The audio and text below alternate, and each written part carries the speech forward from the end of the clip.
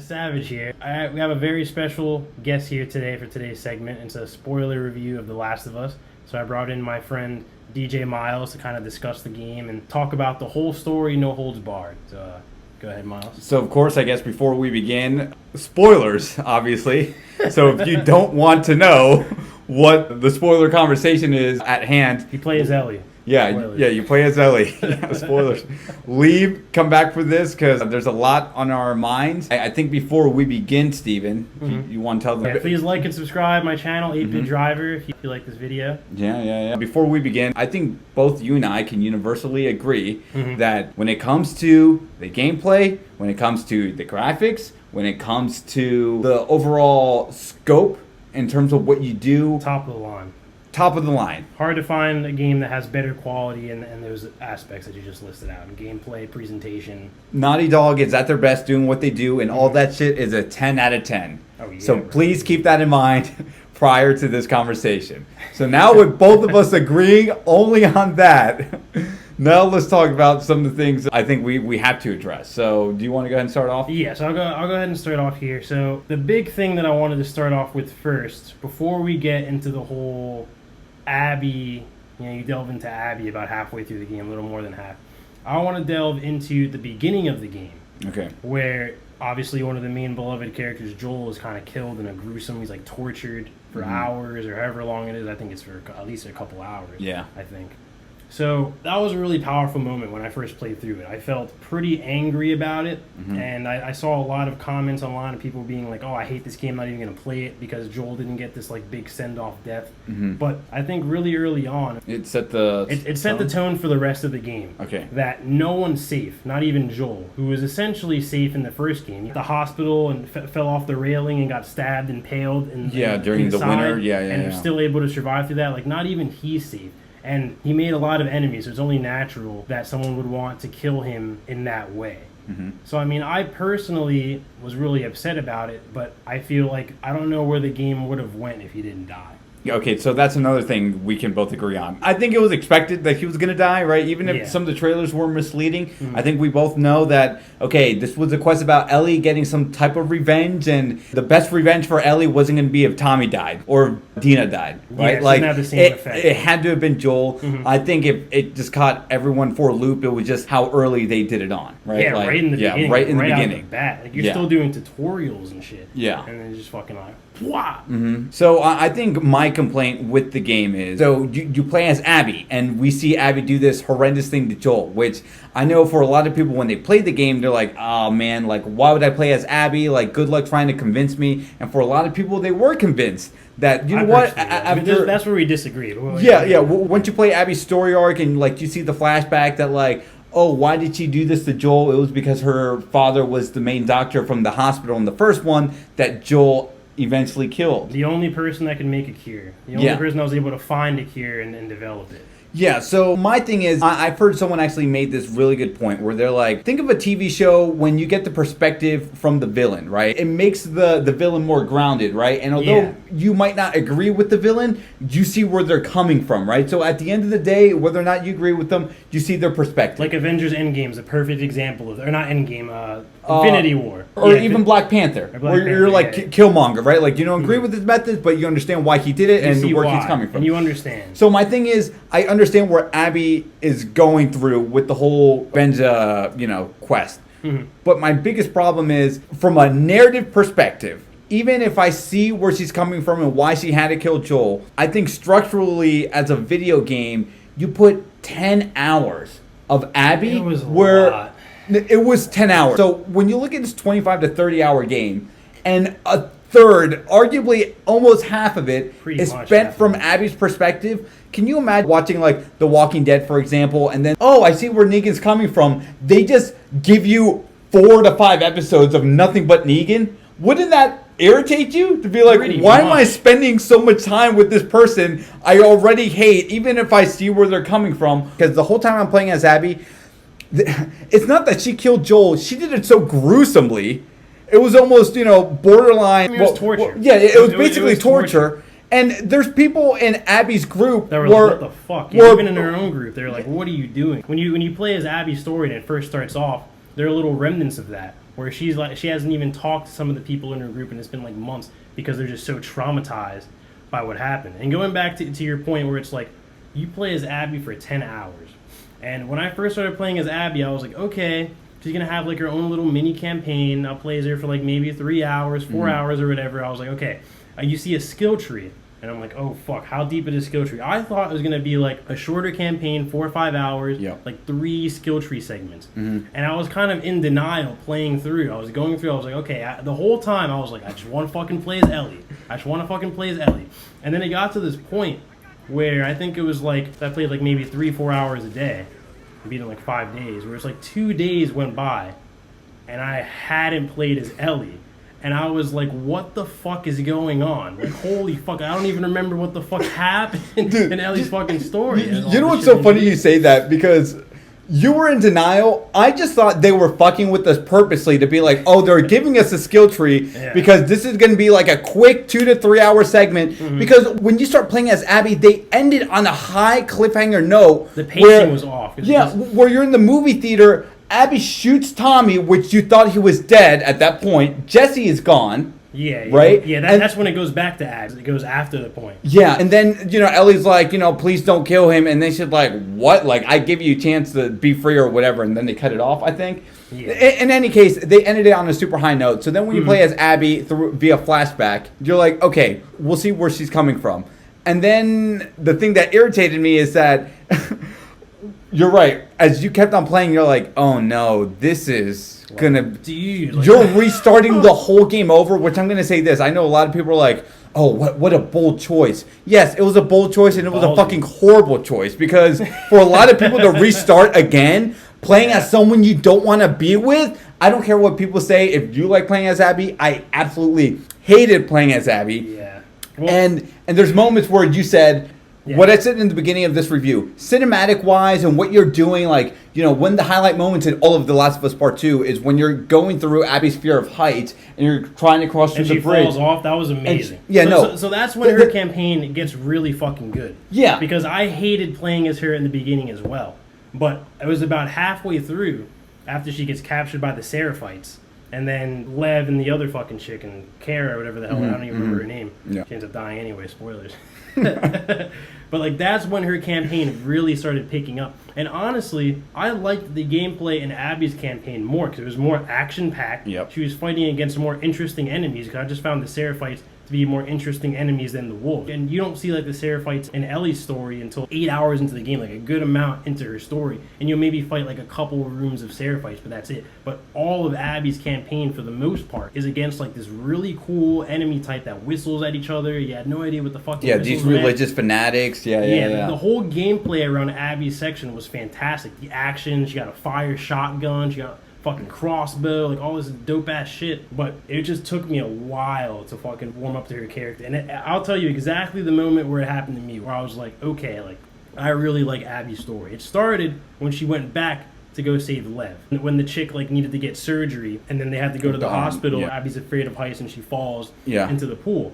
But it wasn't until afterwards where Isaac turns on her.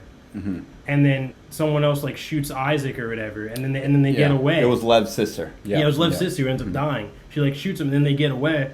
And then they're like, Abby and the kid are talking, and the kid was like, "You shot your own people," and then Abby's like, "You are my people." And I was like, "Damn, bro! Like they fucking got it. Yeah, they fucking got." And that was the moment where I was like, "These motherfuckers."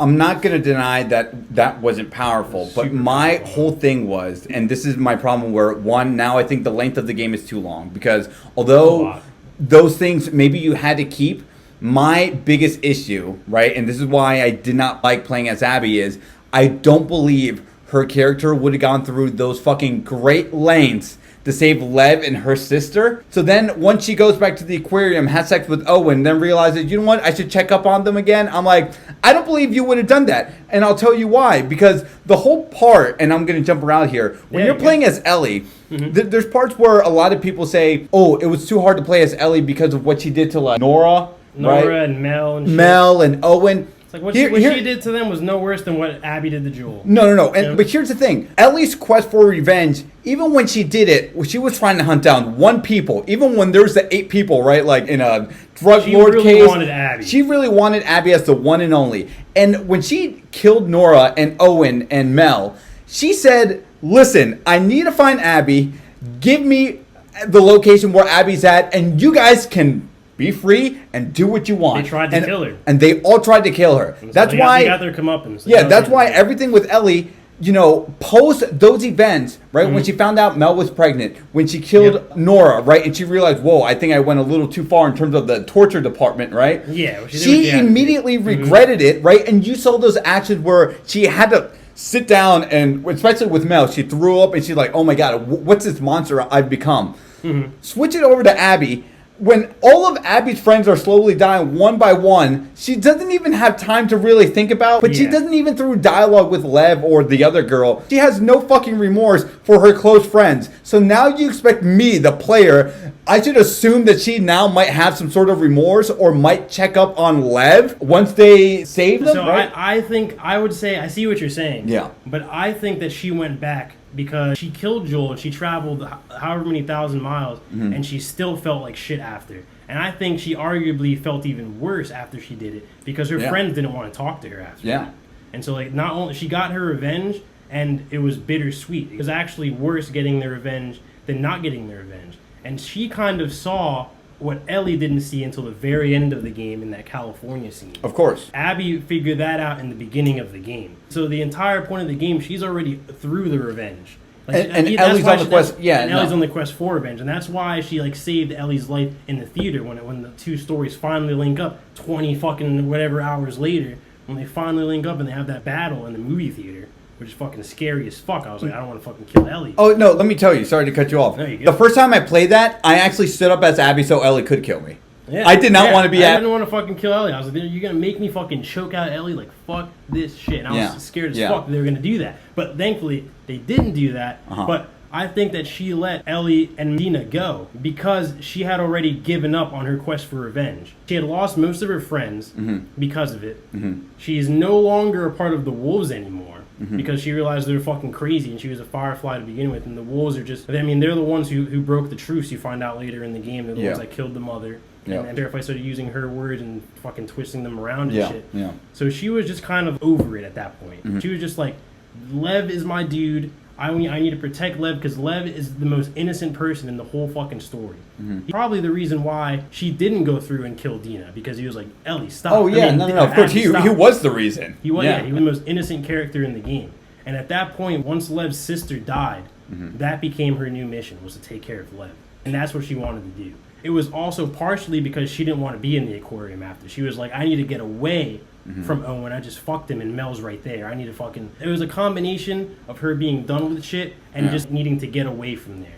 So for more like selfish reasons. Well, I think a lot of the stuff with Abby was because she spent 4 years on this quest trying to get revenge on her father, which she got. And the moment she got it, she realized those 4 years, she could have been with Owen. Maybe she could have been the one that was pregnant, right? Yep. Maybe she could have had better friendship all around with her circle, right? Because it wasn't until after she killed Joel, she now realized, even if she got some sort of satisfaction, it quickly dissipated. And people within her circle group were like, yo, listen, I know you wanted some revenge, but not that way, right? And there's a point where even Owen calls her out, and he's like, well, what? Going on a crazy quest to get revenge for my family? That's not how I want to live my life. And I'm like, thank you. So that brings me to the biggest problem with it, where I think Ellie's quest for Joel was justifiable because it happened in the moment. And of course, if someone you cared about died right in front of you, right? Not to think of the PTSD that she had. It was, okay, I got to hunt down Abby and kill her right now. Abby had 4 years to dwell on that shit. And although I know every person is different, you don't think people within her circle group are like, Abby, what you're doing is like, you're thinking about this way too much. Because that group doesn't say that until after the fact. And again, that makes me overall annoyed that I'd spent 10 hours playing with Abby for one, what she did to Joel, but two, it's like, okay, I understand we're getting this yin and yang of Ellie going to the darker side of revenge while Abby's trying to come out of it, going through the light, right? So I appreciate that, but you're doing this with a character that I didn't know much about. And then the moment you wanted me to sympathize with her, she already did the ultimate sin of killing someone that I beloved. That we played as. Like, we literally were Joel. Yeah. And it just kind of, it was a huge punch in the face. Yeah, no, it was a bit insulting. And again, even though I enjoyed playing those cinematic parts with Abby, right? Especially like the fire scene, right? That whole Sarah fight, right? Like, all that is and the fine. boss in the hospital. Yeah, the Resident Evil stuff, we didn't even get to that, sweet, you know? There's like, good. But my biggest fault, again, right? And this is where I think you and I are different, is that Abby is going on this atonement, right? To help out and go through these great lengths for Lev. I'm not sure if I would go to fucking ground zero where the beginning of this shit started to help out two people I barely fucking know. And for me, that was the thing. I just didn't believe Abby's actions for a lot of this stuff. You want to do the end? Or? Yeah. I want to go ahead and talk about the end. Okay, so let's jump into the California section. So I was really glad that we got to play as Ellie again, because one of my biggest fears after going through that whole fucking campaign with Abby was that we weren't going to get to play as Ellie again. We're in the farmhouse, Dina and Ellie are living a happy life. I was like, this is a good ending, but I want to fucking play as Ellie. Of course. I really do. It was a love-hate thing because I was glad I got to play as Ellie after not playing her for fucking 2.5 days or whatever the fuck it was. But I hated it because the entire time I was like, Ellie, what the fuck are you doing? Why did you travel all the way to California? Give up your life. Give up JJ, your little baby, your little farm, Dina, the love of your life, to go on this fucking quest for revenge. Yeah. And in the end, it ended up costing her everything. And one of the main parts of that whole like rigmarole that you go through in California is that no matter where you go, there's going to be fucked up people that want to do fucked up shit. And it turns out people in California are even more fucked up than Seattle because they fucking string you on a fucking cross. Yeah. Passion of the Christ style. Passion of the Christ, bro, from Cali. Like, that's some crazy ass shit, bro. Yeah, no. It was insane. Here's the problem. Yeah. I think, and let's just jump to the very last part of it. The battle scene, I really think, because she went through all that, right, at the cost of losing everything, I think it would have been much more powerful if the player decided, can I kill Abby or should I spare her? And still leave the same consequences, whether or not you got the revenge or you didn't. It was still at the loss of everything that you had precious right in front of you. Because a knife to Lev like that, dude. I gotta stop, because now the one good memory of Joel she has happened when she's about to kill Abby. I think that's fucking bullshit, dude. I see what you're saying, but I disagree, because I think that if she did kill Abby, then Ellie's story was meaningless. It's like the whole point of her sparing Abby is that Abby decided to end the cycle of violence really early on and spared Ellie a couple times. And it took all of that shit for her to realize that revenge isn't the answer and that I need to let this go. And that if I kill Abby, it's not going to change anything. And it honestly would make things worse. One of the things she realized, like, it's not like Abby was like trying to hunt her down. It's like she went to these great lengths. She was even willing to kill this bitch after she was fucking starved on a cross. Yeah. That's how fucked up in the head she was. And I just think that, like, if she would have killed Abby, there would have been no point for her story because she wouldn't have grown as a character. She would have been in the exact same place she was in the beginning of the game. See, I see what you're saying. That after all of that bullshit, Abby is still fucking alive. It pisses me off, and I was... But I didn't want Lev to be left alone either. No, of course. And that's why I think we can agree to disagree. But my thing is now, if there's a Last of Us 3, would you play it starring Abby and Lev? Because for me, my answer is no. The Last of Us has to be Ellie or Joel. And now it has to be Ellie. Like, there is no Last of Us if it's not fucking... She's the cure. She's immune. Like, if they choose to do Abby and Lev and there's no Ellie, like, what the fuck are they doing? And if there is a third game, it has to be Ellie trying to find someone else who can make a cure. For the cure. It was not even a big point whatsoever in this game, except for a few cool cinematic points where, oh, Ellie, you're going to die if you get bit by a monster, right? And, you know, she tricked that one guy in California, right? Like, oh, he got bit, whatever. Yeah. But, like, they didn't really... they didn't really, like, give us more on that, which I felt like that was one of the most fascinating parts in part one. But anyway, I digress. Closing thoughts, what would you give it? Closing thoughts, out of a scale of 10, I would say a 9.5. Okay. And the half is just because I felt like stretches dragged on really long, specifically with Abby's campaign. I think they could have accomplished the same thing with like a 5-6 hour condensed. It didn't need to be some fucking 10-hour grand fucking thing. They should have introduced Lev and the other chick earlier on. Overall, the presentation was fucking incredible. The voice acting was incredible. For all the people that acted in it were really good. Even Abby. Of course, of course. The set pieces, that car set piece with Jesse, probably my favorite. Oh my god, no, probably my favorite set piece too. Set piece in the game. That was fucking sick. Yeah, no, like, amazing. Incredible. Gameplay, innovative. The traversal, innovative on so many things. And it seamlessly goes from cutscene to gameplay, and it all looks the same. It's like the same graphics for cutscene and gameplay. It doesn't like go higher res. Really something remarkable. So, in short, I'm going to agree with all that. And I'm actually even going to say, as much as I didn't like playing as Abby, the second highlight was her section Scared of Heights. Because I'm personally scared of heights, and that shit was freaking me out. I'm like, oh my god. But that whole set piece was absolutely amazing.